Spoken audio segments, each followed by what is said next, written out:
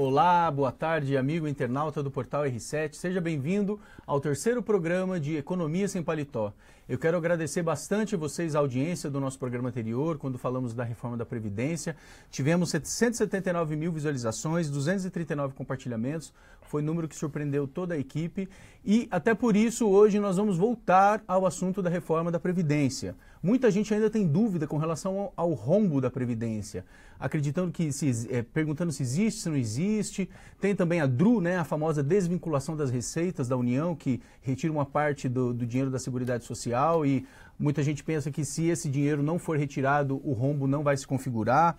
Algumas pessoas também perguntam sobre recoletar, né, cobrar os devedores do INSS para cobrir o rombo. Vamos falar de tudo isso hoje com ele, o economista de alto valor agregado, Richard Rittenband. Tudo jóia? Tudo bom, prazer, Richard? Um abraço, Juca. Estamos aqui também com Juca Guimarães, nosso repórter especialista em economia, né? Diego, prazer bom? Novamente recebê-lo aqui. Bem.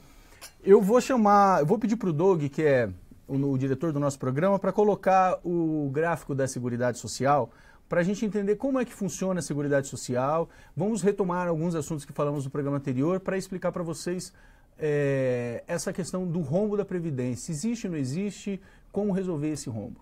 Richard.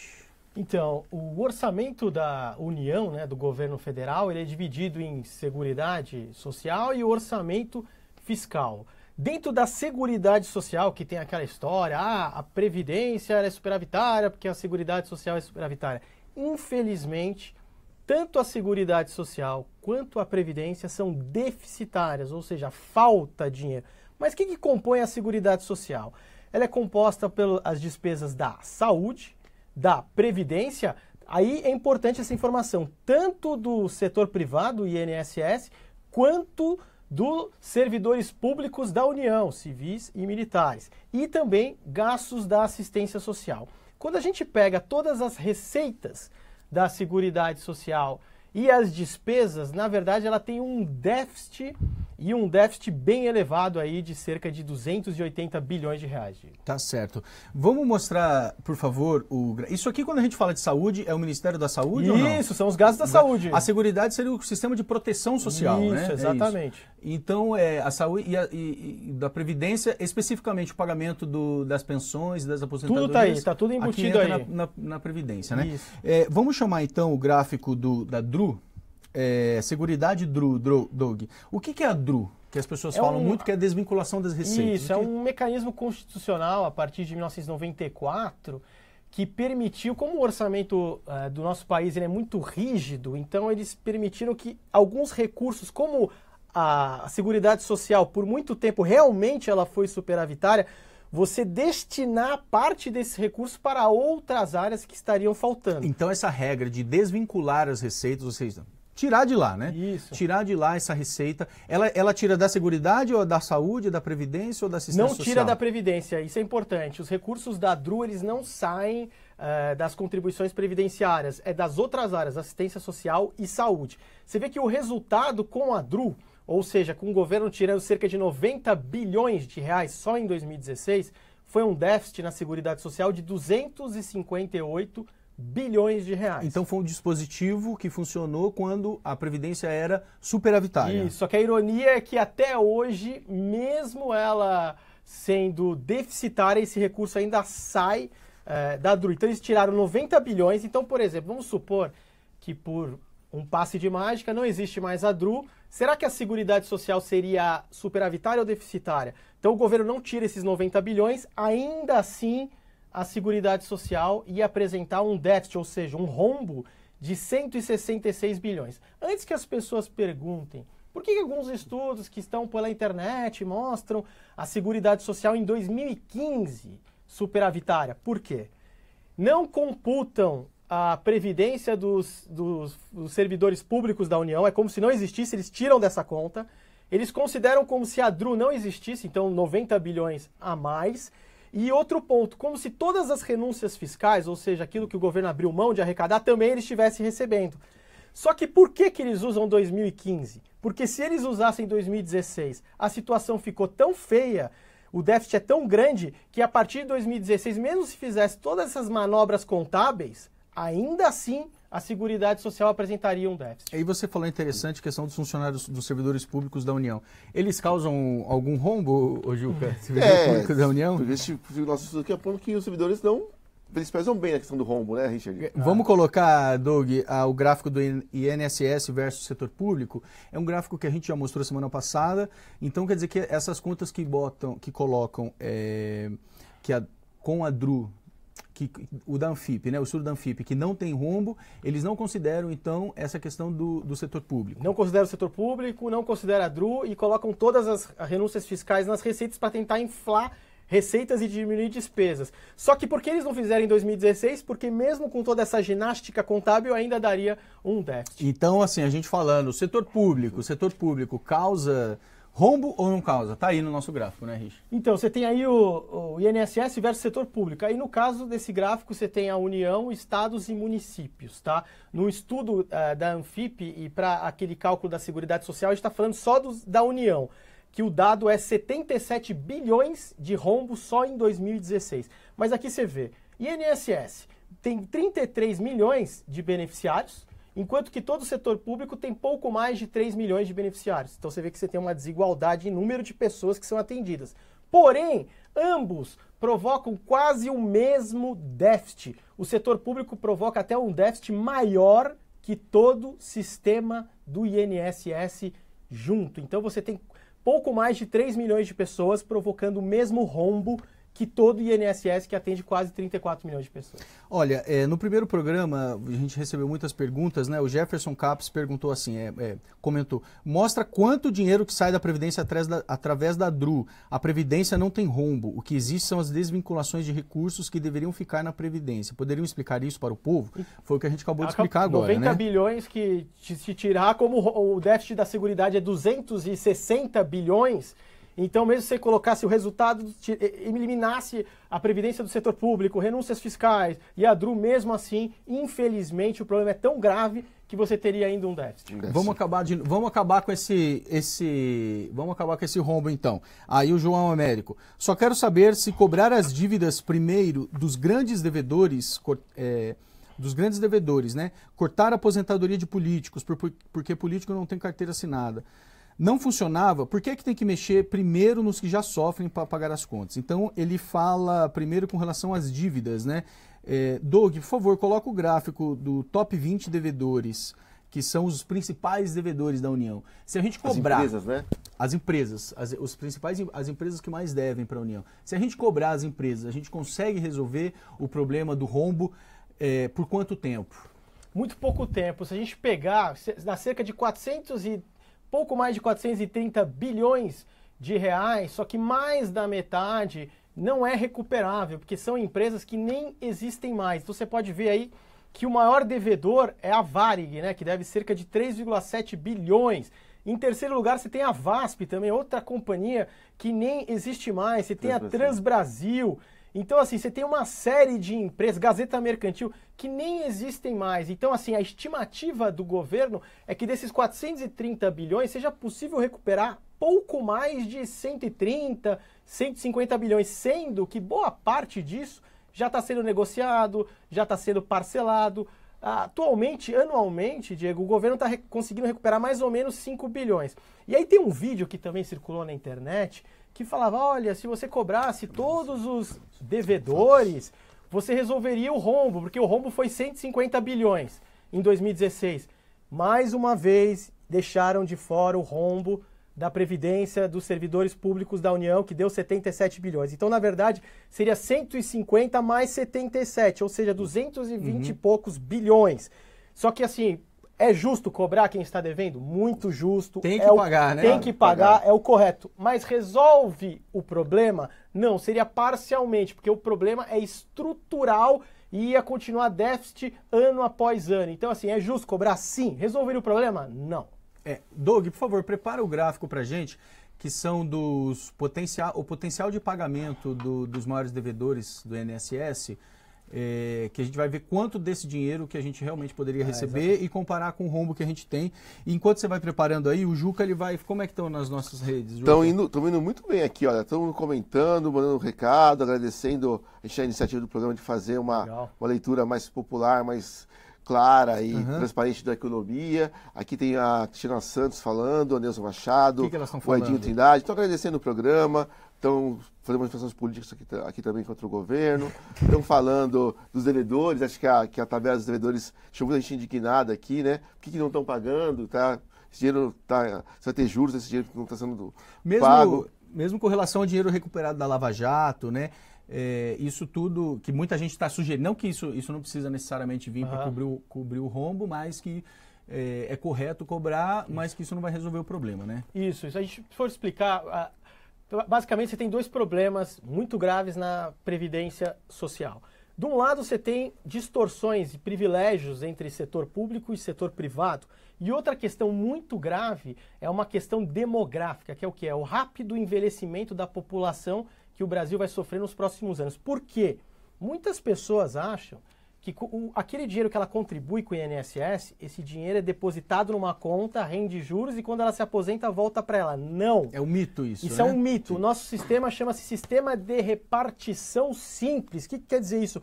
É um pacto geracional. Quem está na ativa, trabalhando e contribuindo, esse dinheiro está indo para pagar quem já está aposentado, quem é pensionista. Então, os ativos financiam os inativos. A partir do momento que a população vai envelhecendo, diminui o número de pessoas ativas e aumenta o número de pessoas que estão lá inativas, o que acontece? Quem que vai pagar tantas pessoas que estão se aposentando? A conta não fecha. Então, por isso, essa questão demográfica ela é muito forte. Muito forte. Muita gente sugere que o Brasil adote o esquema do Chile, né? Como que funciona no Chile e daria para a gente aplicar aqui? Então, esse sistema do Chile, ele funciona da seguinte forma, chama capitalização. Toda a contribuição da pessoa vai para uma conta individual, no nome dela, e recebe uma determinada remuneração. É aplicado no mercado financeiro, etc. E aí, ao final, a pessoa pode resgatar tudo ou receber em renda.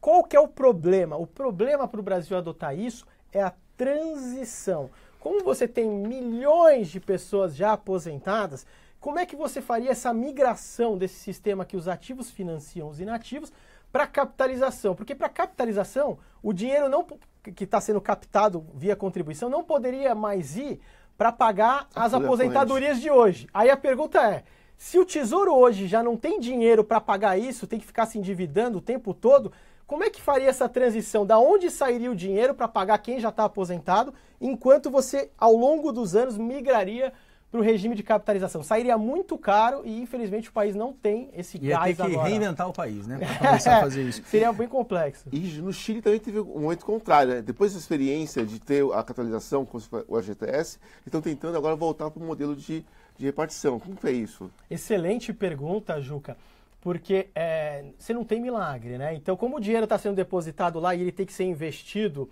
no mercado financeiro, em juros, ações, tem momentos que você ganha muito dinheiro, tem momentos que você não ganha, tem países que pagam taxas de juros altíssimas, como o Brasil, e tem outros que não pagam nada, que é taxa de juros 1%, 2%, e o dinheiro quase não rende.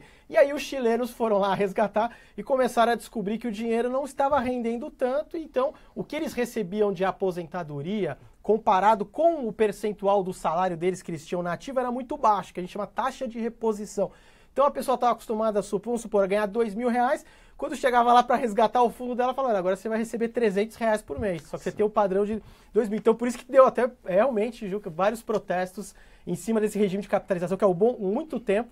Aqui no Brasil, o pessoal achava que ia ser a solução milagrosa. O Richard, o Fernando Barbosa aqui nas nossas redes sociais, no Facebook da R7, mandem as perguntas pra gente, escrevam, compartilhem, critiquem se vocês não gostarem dos nossos números, elogiem, escreve pra gente, por favor. O Fernando Barbosa está perguntando quem poderia contribuir mais para resolver o problema do rombo?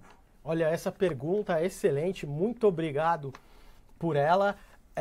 Quem ganha mais, né? Quem tem os benefícios, principalmente aqueles do setor público que ganham acima do teto do INSS. Em 2003, um grande avanço que foi conseguido. Vamos puxar então o nosso gráfico aqui da linha do tempo? Podemos. Você chegou a achar outro, Doug, dos devedores do INSS? Passou aí. Não, tem um outro dos devedores. Vamos para o gráfico da linha do tempo, então, que a gente vai mostrar o que, quer dizer, a grande questão que a gente tem que mexer é em cima das aposentadorias dos servidores públicos, uma das grandes, um dos grandes desafios. Exatamente. Ó, aqui, ó, esse que eu queria mostrar. Antes, então? Isso, isso aqui é do que a gente estava falando. Dívida, tá? A dívida das empresas com o INSS, O total é 431 bilhões. E a nossa dívida, o nosso rombo é de 258 bilhões, né? Isso num ano só, hein? Isso em 2016. Isso. E as empresas devem para o INSS 430. Cobrir o rombo, né, Richard? Por 2 anos, né? Pena que 251 bilhões tem uma remota recuperação, que são empresas que não existem. Entendi. Potencial recuperação é 130 e já vem sendo pago 52 bilhões. Então, 130. Então, pagaria metade do rombo de um ano. Sim. E se recuperar tudo, quer dizer, a gente resolve rombo até 2018, então. Se receber todo esse dinheiro. Se recebesse, não, e vai crescendo. E olhe lá, né? E olhe lá. Tá, então vamos então agora para o gráfico da linha do tempo, para a gente mostrar justamente o que foi feito. Vamos agora falar da reforma da Previdência. A reforma não começou agora. Não. E aparentemente, se for aprovada essa reforma, vai ter que fazer uma nova reforma. Isso, daqui. É normal, os países eles passam por isso. E o importante da linha do tempo é a gente olhar o todo dos últimos 20 anos, que bem ou mal, a gente está caminhando mesmo que a passos lentos na direção correta. Mas né? não seria melhor uma reforma que durasse um pouco mais de tempo? Eu sou totalmente a favor, mas assim, politicamente é muito complicado porque você mexe com interesses, grupos de interesse, privilégios, então a briga é boa. Vamos ver os grupos que foram mexidos, então. Olha lá, de 97 para cá, você vê que em 97 começaram já a mexer com a previdência dos congressistas, não tem mais aquela história que até circula também, o pessoal acha que ainda existe, não existe mais. O quê? De um congressista com 8 anos de mandato e ter 50 anos de idade ou mais, ele já pode se aposentar com o salário integral. Não existe mais isso desde 97. Mas quem se aposentou até ali continua com o benefício. Isso, exatamente. Certo. Em 1998, a grande reforma que o Fernando Henrique Cardoso ele tentou promover, ele tentou unificar os regimes. A mesma gritaria que a gente está vendo aí, setor público, não conseguiu. Só que aí ele estabeleceu a aposentadoria por tempo de contribuição e um fato curioso também. A idade mínima caiu por um voto. Teve 307 votos e um aliado do governo diz que votou errado. E a idade mínima caiu. E você vê que a gente está tendo que discutir isso agora, décadas depois. Em 99... foi quando foi criado o tal do fator previdenciário, para quê? Desestimular as aposentadorias precoces. Então você vê que a gente está sempre brigando, se tivesse uma idade mínima já teria resolvido. 2003, já no governo Lula, você tem grandes avanços, principalmente aí começa a mexer com quem então, pela primeira vez, consegue se mexer com o setor público. Com o setor público, em 2003, Isso, certo? você tem o primeiro pulo do gato, que é desconstitucionalizar a aposentadoria dos militares. Quer dizer o quê? Todo mundo fica perguntando, os militares não vão entrar na reforma? Eles não precisam estar nessa PEC, porque para mexer na aposentadoria deles, você não precisa alteração na Constituição. Você pode fazer via lei ordinária. Então é um processo mais simples, você não precisa ter uma base tão sólida no Congresso para conseguir. Primeiro ponto. Segundo ponto, aí a gente vai responder a pergunta do internauta. Conseguiu que fosse cobrado 11% mesmo dos inativos do setor público, aqueles que ganham acima do teto do INSS. Então, mesmo quem está aposentado passou a contribuir com 11%. Então, respondendo a pergunta do internauta, por que não aumentar, por exemplo, esse percentual de quem ganha acima do teto do INSS para 20%? Aumentaria consideravelmente a arrecadação. Ele também instituiu uma idade mínima para homens e mulheres também para o setor público. E outro ponto que é muito importante, e hoje, na reforma da Previdência está dando muita briga, que em 2003 acabou o fim da aposentadoria integral e a paridade. O que é aposentadoria integral? Imagina que você se aposentar pelo seu último salário. E paridade, imagina que todo o reajuste que quem está na ativa, você também recebe como inativo. Então é como se você nunca deixasse de trabalhar. A partir de 2003, quem entrou no setor público já não tinha mais isso. Em 2013, já, no governo Dilma, teve uma outra medida muito, muito importante. Ela estabeleceu um teto, ou seja, todo servidor público da União que entrasse, ele só ia poder ganhar de aposentadoria ao limite do teto do INSS, e se ele quisesse ganhar mais, ele que contribuísse numa previdência complementar. E aí ela criou os fundos de previdência complementar do setor público. Isso se mantém na reforma atual, quer dizer, isso vai ser o mesmo regime, né, do setor público e privado, mas o setor público vai ser o mesmo regime só de quem entrou a partir de 2013, né? Isso. Resumindo, isso é tudo para igualar setor público e setor privado, porque o setor privado ele está lá preso onde? No teto do INSS. O setor público não. Então você vê que está caminhando a passos lentos para igualar os regimes. No longo prazo, quem entra hoje no serviço público, servidor público da União, ele já está sujeito a isso. Mas então a gente tem uma situação que é muito comum então, entre os aposentados. Quem, por exemplo, ganhou um salário mínimo a vida toda, contribuiu, atingiu os índices mínimos e recebe hoje um salário mínimo de aposentadoria. O trabalhador do serviço público, ele progrediu na carreira, vamos imaginar que ele se aposentou com 15 mil reais, 12 mil reais. Esse trabalhador que se aposentou antes de 2013, enfim, ele se aposentou com o salário que ele atingiu no final da carreira dele? Quem entrou antes de 2003 se aposentou com a aposentadoria integral. E mesmo nesta reforma da Previdência, essa proposta atual, a grande briga essa na transição é que tanto o governo e o relator querem que esse pessoal que entrou antes de 2003, que eles esperem pelo menos a idade mínima, ou seja, homens 65 anos, mulheres 62, para ter direito à aposentadoria integral. Se eles quiserem se aposentar antes, eles podem, mas aí seria pela 100% da média dos últimos salários. Então, essa é a grande briga que está acontecendo aí, envolvendo essa questão da transição. Mas assim, as pessoas entenderem, idade mínima, por que é importante? E que foi uma pena que não passou em 98. Quem se aposenta por idade mínima hoje são os mais pobres, porque os mais pobres eles não conseguem contribuir por muitos anos seguidos para a Previdência. Eles trabalham na informalidade, é muito difícil. Então eles hoje em dia, são os mais pobres que se aposentam por idade mínima. Por tempo de contribuição, são os mais ricos, que eles conseguem contribuir aí 35 anos, 40 anos. Então, hoje, os mais pobres eles já estão sujeitos a uma idade mínima. Então, quando você estabelece uma idade mínima para todo mundo, você aí acaba pegando quem ganha mais, então começa a ser um pouco mais justo. Quer dizer, com a reforma, então, isso vai ser benéfico. Então, isso é benéfico. Isso é um grande avanço. É um grande avanço. Quem trabalhou sempre na formalidade poderia se aposentar por tempo de contribuição, mas com uma idade bem menor do que o tempo mínimo, estabelecendo o tempo mínimo, essa pessoa vai trabalhar mais, contribuir mais. Poucos países, hoje em dia, você pode se aposentar apenas por tempo de contribuição sem uma idade mínima, e países sem expressão. Então, assim, é uma grande distorção aí que o país, se passar isso, realmente é algo muito favorável. E agora, né? Na nossa reforma da Previdência 2017, eu vou pedir para o Doug colocar um vídeo, porque realmente tem muitas dúvidas com relação a... são muitos detalhes, né, Richard? Você vê que é muito complicado muito realmente técnico, entender, é um assunto muito que não técnico. é fácil. E uma guerra de informação também, né? Então um diz de um lado, diz do outro, né? E está mudando semanalmente, né? Quer dizer, diariamente, né? Semana passada, por exemplo, Richard, a gente viu a invasão na comissão, na Câmara, no Congresso, dos agentes penitenciários, né?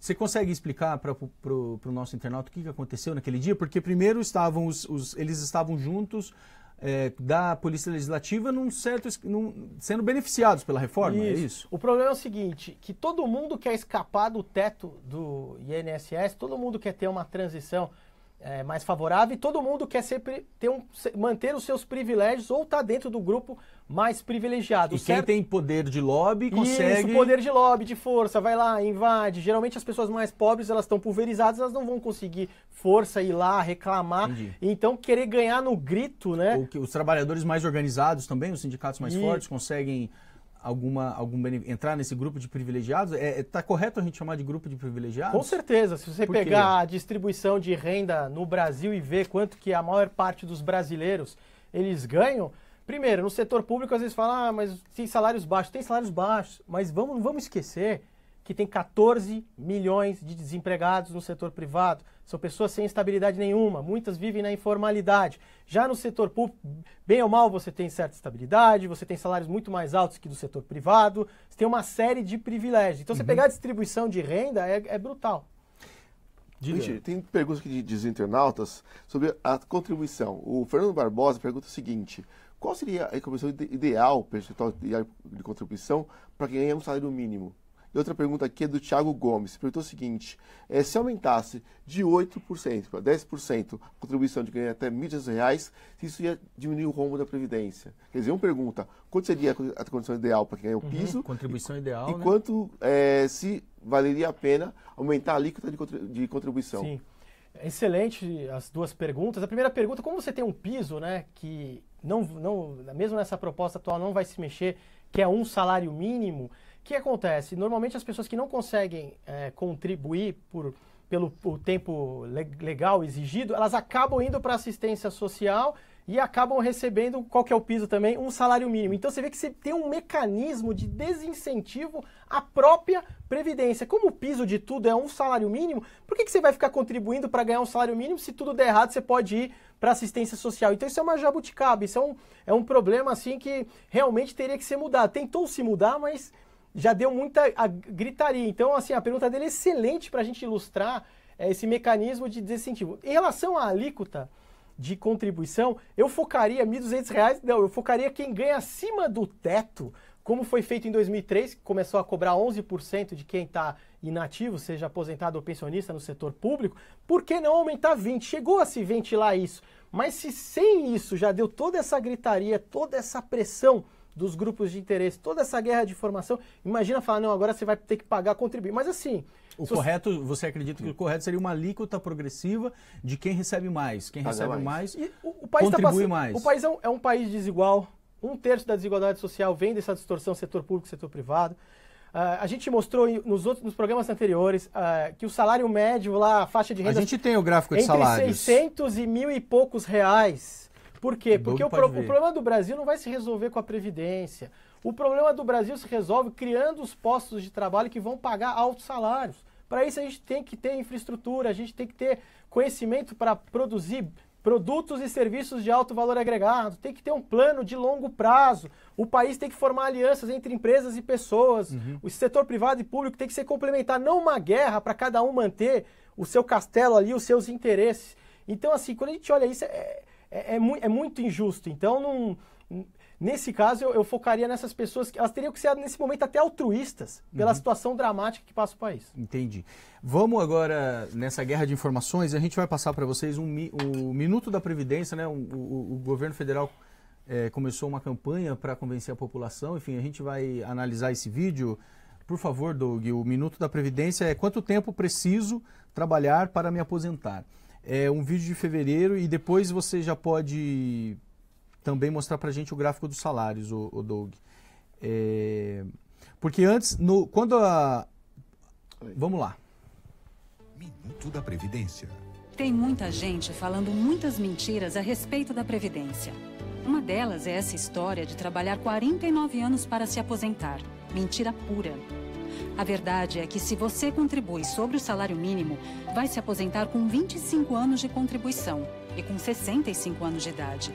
E receberá aposentadoria integral. É o que já acontece com mais de 60% da população. Previdência. Reformar hoje para garantir o amanhã. Olá, Governo Federal. Já pode engatar, Doug, por favor, o gráfico dos salários, então. Porque o que está falando nesse vídeo? Que quem contribui em cima do salário mínimo não vai precisar contribuir 49 anos e já reduziram, né, o tempo para contribuição, né? São 40 anos Isso. agora, não é mais 49 anos.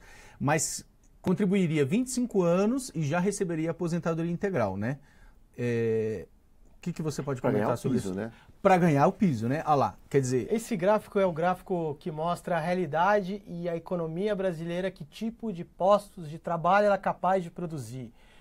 Como a gente só está voltado para commodities e serviços que são não sofisticados, a gente cria postos de trabalho que pagam entre 600 a 1.400 reais. Se a gente tivesse produzindo produtos e serviços de alto valor agregado, uma economia diversificada, industrializada, a gente estaria gerando postos de trabalho que aí pagam 5, 10, 15, 20 mil reais. Você vê que aquela barra ali, a distorção... Enche a tela pra gente, isso, ó, a última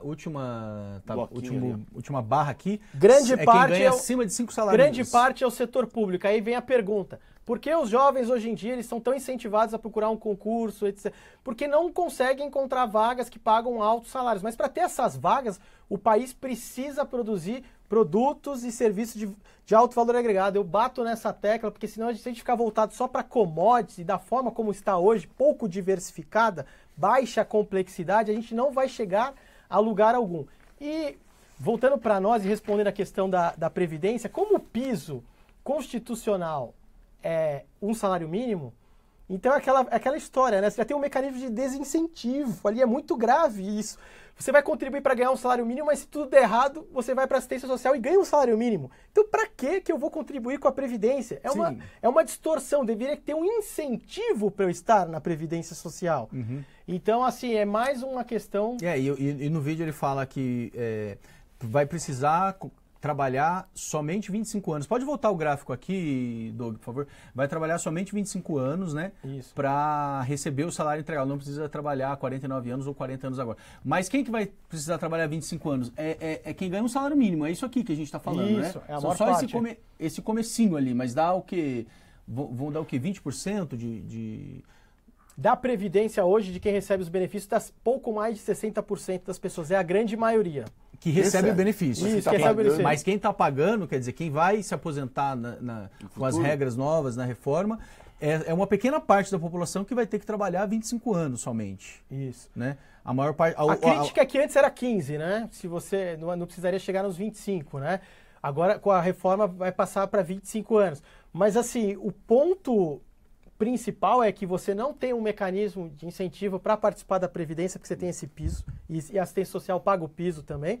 E o outro ponto, você tem um problema gravíssimo estrutural na economia brasileira, que é você não gerar os postos de trabalho que pagam altos salários, porque a gente está atrasado na industrialização. Você vê países como a Alemanha, a China, e aí, se me permitirem tocar naquela tecla que eu também gosto, você deve ouvir muito por aí falar que o trabalhador brasileiro ele é improdutivo, não é, Diego? Sim, Juca, a culpa é dele, e não sei o quê. Não! A produtividade vem de forma coletiva. Então é todo o país, tem que ter toda uma estrutura coletiva eficiente. Por que o trabalhador brasileiro, tido ineficiente, quando ele é inserido num sistema coletivo eficiente, como o Japão, a Alemanha, em poucas semanas ele está produzindo igual um japonês, um alemão. Porque o segredo da produtividade é coletivo. São as alianças entre pessoas e empresas, infraestrutura, é o ambiente de negócio. Individualmente, esse papo furado, vamos qualificar o trabalhador individualmente que vai resolver o problema, não resolve. A gente tem que criar um sistema coletivo e quem for inserido, mesmo a pessoa que não é produtiva, com o passar do tempo ela acaba se tornando produtiva como os demais que já estão ali inseridos. A gente tem muitas perguntas nas redes sociais falando sobre os políticos, né? Eu queria já que o Doug engatilhasse o segundo vídeo que a gente separou, que fala justamente sobre os políticos e os militares, né? Que muita gente tem essa dúvida. O Valdemiro Ferreira fala, por que os políticos estão fora da reforma da Previdência, né? Eles, na verdade, estão dentro, Eles estão né? na reforma. Eles estão na reforma e estão fazendo até uma transição um pouco mais dura, eu até gostei do último relatório, porque querem equiparar mesmo e serem tratados como qualquer outro trabalhador qualquer, está sujeito ali ao teto do INSS. Assim, para o longo prazo, muita coisa boa e grandes avanços já foram feitos, mas agora a gente tem que brigar no curto prazo para essa transição, a esses que ganham muito, eles contribuírem mais para a gente conseguir controlar essas despesas ao longo desse processo até a gente chegar no longo prazo, que assim, longo prazo já vai estar estabilizado, mas a gente precisa chegar lá, né? Vamos então detalhar um pouquinho mais a Previdência, a gente já tem meia hora do programa aqui, ó. Passou rápido. Tá passando rápido. Pode soltar, Doug. A reforma da Previdência vem para igualar direitos. Políticos com mandato e servidores públicos federais passam a se aposentar pelas regras do INSS, como todo trabalhador da iniciativa privada. Ou seja, para receber aposentadoria, só a partir de 65 anos de idade e 25 anos de contribuição. Além disso, todos terão o mesmo teto de aposentadoria. Com isso, a proposta acaba com as superaposentadorias e com a possibilidade de os mais ricos se aposentarem mais cedo. Pobres e ricos terão a mesma regra. Chega de privilégios. Previdência Social. Reformar hoje para garantir o amanhã. A gente vai acabar com as superaposentadorias, Richard? Do futuro, quem está ingressando agora no setor público, já não... Porque mesmo estados e municípios que falam que está de fora, vai ter uma cláusula de 180 dias. Se o estado ou o município não fizer a própria reforma, passa a valer a reforma da PEC do governo mas federal. Mas quem já ganha uma super aposentadoria vai continuar Aí recebendo. A única maneira de pegar seria aumentar a contribuição deles. Para essa turma que ganha acima do teto, como eles já pagam 11%, no caso, por exemplo, servidores da União, passasse para 20%. Seria uma maneira de eles contribuírem mas mais. Mas eles não... Quem já está aposentado com direitos adquiridos, aí seria só essa forma. Agora, os novos ingressantes... Mas é daí que vem o motivo do rombo, né? Também. Isso, o motivo do rombo é esse e só no longo prazo ele ia se estabilizar. Quando saísse toda essa turma que tem os privilégios não existisse mais e só tivesse os novos entrantes. Mas a gente tem que fazer essa ponte, né, até lá. Então, por isso que a gente precisa, no curto prazo, também resolver o problema. Mas então você acha que tem que ser mais agressivo nesse ponto, assim, com relação aos aposentados? Eu acho que, por exemplo, esse comercial, se ele fosse seguido à risca, seria lindo e maravilhoso. Mas porque o que a gente está vendo nos últimos tempos dos grupos de interesse são mais exceções do que a própria regra. Sim. Se fosse uma regra simples, o que é uma reforma da Previdência que seria fantástica, espetacular? Uma regra simples que uma criança de 8 anos entendesse e todo o país conhecesse. Porque valeria para todos. Mas aí você vai criando uma série de exceções, algumas são justas, você tem realmente trabalhos que têm um grau de perigo muito maior, insalubre. Depois o Juca tem até uma questão muito boa, que é da... Você pode falar, Juca, da Previdência para a população que tem síndrome de Down, né? Você pode até preparar o gráfico aqui para gente, Doug. Quando o governo fala em tirar privilégios e fazer uma regra justa e igualitária, eles esqueceram que não pode simplesmente criar uma regra única, pessoas que precisam de algum incentivo ou que, por direito, merecem situações mais benéficas, justamente para serem inseridas na sociedade. É o caso de quem tem síndrome de Down, por exemplo. A regra nova que o governo tenta mudar, a partir com a reforma, vai ser ruim para uma população que... O que vai mudar para eles? Vamos falar, a população que tem síndrome de Down hoje é estimada em 300 mil pessoas. 300 mil pessoas, né? Exatamente. E aí, pela regra que estão propostas pelo governo, iria aumentar em 5 anos o tempo mínimo de contribuição para eles, em relação à regra atual. E é um público que já demora mais tempo para entrar no mercado de trabalho. E precisa de educação especial, de treino na escola. Então, acho que é um incentivo que eles tinham para trabalhar, o governo está tirando com essa regra nova. Acaba atendendo alguns interesses e outros interesses acabam ficando de fora, né? E são os verdadeiros interesses, né? Porque você tem um público específico, que tem uma vida útil específica e, de forma justa, merecia ter um tratamento diferenciado. Agora, outras categorias, se não tiver perigo nem nada, aí é querer ganhar no grito, né? Infelizmente. E vamos fechar o nosso programa falando da aposentadoria rural. Então, eu sei que tem muitas questões para a gente falar. Mandem as perguntas. Se o Juca encontrar mais algumas, já pode mandar ver, Juca. A gente pode responder também depois. Acompanha o R7, temos muitas reportagens sobre aposentadoria. Tem uma aqui interessante. Acabou de chegar. O Roberto Barletti pergunta o seguinte: se o imposto único seria uma solução para tudo? Um imposto único?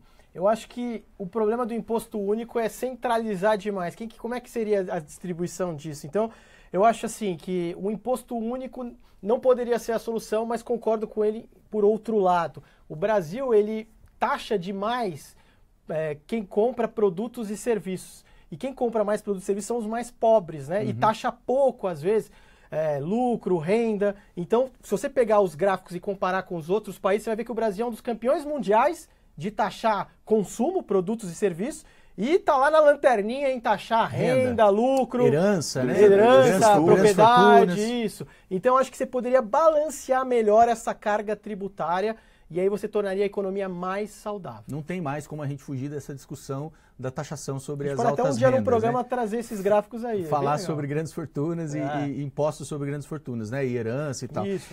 E aposentadoria rural, o que vai mudar para a população que trabalha no campo? Então, a aposentadoria rural se a gente pegar o INSS, a maior parte do rombo vem deles. Então, dos 151 bilhões de rombo de 2016, 105 bilhões veio da aposentadoria rural. Do regime geral, né? Sem considerar, você não está falando... Não, só o INSS. Não está falando do rombo do funcionalismo público. Não, isso. Apenas para atender 9 milhões de pessoas na aposentadoria rural. Por quê? Porque tem baixa contribuição, tem um caráter muito assistencial. Ou tirasse de uma vez a parte assistencial da aposentadoria rural dessa contabilidade para não misturar as contas, ou fazer um controle maior das contribuições, porque 20% das aposentadorias é via judicial, então tem muita fraude, tem uma série de problemas, mas assim, um ponto importante é que o governo quer fazer a autodeclaração do trabalhador rural. Ele não vai mais precisar de um sindicato, porque ele tinha que pagar um percentual do benefício dele para o sindicato toda hora. Então, isso já vai tirar um intermediário da história, ele vai poder fazer uma autodeclaração, uma contribuição simbólica para poder fiscalizar melhor, porque tem muito isso, né? Às vezes a pessoa é de uma área urbana e aí ela consegue se aposentar com uma aposentadoria rural, mesmo ela sendo de uma área urbana, entra na justiça, faz alguma questão, e eles conseguiram também uma idade diferenciada. Era para ser igualar, 65 anos homem, 62 anos mulheres, mas caiu para manter 60 anos homens, 57 mulheres, também porque falaram que as particularidades do trabalhador rural, etc. Mas assim, eu acho que o país, como a gente viu na linha do tempo, né? Daqui 20 anos, se a gente for se discutir, a gente vai ver que no futuro a gente vai convergir e tratar todo mundo meio igual. Eu acredito que vão ter poucas exceções, porque a maior parte da sociedade não vai aguentar mais pagar essa conta. Ô Richard, eu estou ouvindo você falar aqui do trabalhador rural, e em geral o trabalhador rural e urbano, né, sem falar do servidor público, vai ter uma dificuldade maior para acessar a Previdência, né? O trabalhador do serviço público também, mas a renda deles é um pouco mais alta, né? Essa reforma pode promover uma queda do rendimento mensal das famílias brasileiras, do salário médio mensal que vai entrar no bolso do trabalhador brasileiro, principalmente dos mais pobres, tende a diminuir. A reforma tende a... Áreas pequenas, que dependem muito do INSS, né? Eu acho que a maior parte, como infelizmente a maior parte dos rendimentos das famílias são próximos ao salário mínimo ou abaixo disso, e o piso constitucional ainda é um salário mínimo, então você acaba pegando as faixas de renda maiores. E importante então, essa pergunta... para quem recebe ali, isso, não vai baixar porque não vai baixar do salário mínimo. Mas eu acho excelente essa pergunta, porque às vezes a gente está querendo transferir o debate para resolver todos os problemas da economia via previdência. E não vai resolver. O que vai resolver o problema da renda do Brasil é a produção. A gente tem que diversificar a nossa economia, a gente tem que industrializar, a gente tem que ter o know-how, o conhecimento para saber fabricar e produzir produtos e serviços de alto valor agregado. A gente tem que se conectar aos outros países, fazer acordos comerciais vantajosos. Então, assim, eu acho que o Brasil ele tem que voltar a ter ambição, pensar grande, entendeu? Criar os postos de trabalho que as pessoas querem, não ficar nessa, a gente está muito reativo. Dá um problema, a gente reage. Tem que ser proativo. Acho que quantas décadas, né, Diego, Juca, que a gente não sabe de cabeça um plano de médio e longo prazo do país? Verdade. Exatamente. Richard, muito obrigado pela participação. Juca, valeu novamente pelo bom companheirismo, bom papo. Vamos voltar novamente a esse assunto ao longo desse ano, porque essa é a batalha do ano, né? A reforma da Previdência e a reforma trabalhista. Agradeço a todos vocês pela audiência, compartilhem, comentem, critiquem, elogiem, mandem pra gente. Richard, nesse fim de semana você vai estar em Santos, né? No TED. Isso, 13 de maio, TEDx Santos. Eu vou falar sobre economias antifrágeis. O que é economias antifrágeis? É essa economia os países conseguirem aumentar a complexidade da economia. Como fazer um país ficar rico? Por que o outro país é pobre? Qual o caminho que o Brasil deveria seguir? Lá no TED eu vou mostrar a receita para isso. E um beijo pro Heródoto Barbeiro, que é o nosso telespectador. É um grande mestre aí, né? Um abraço, gente. Tchau.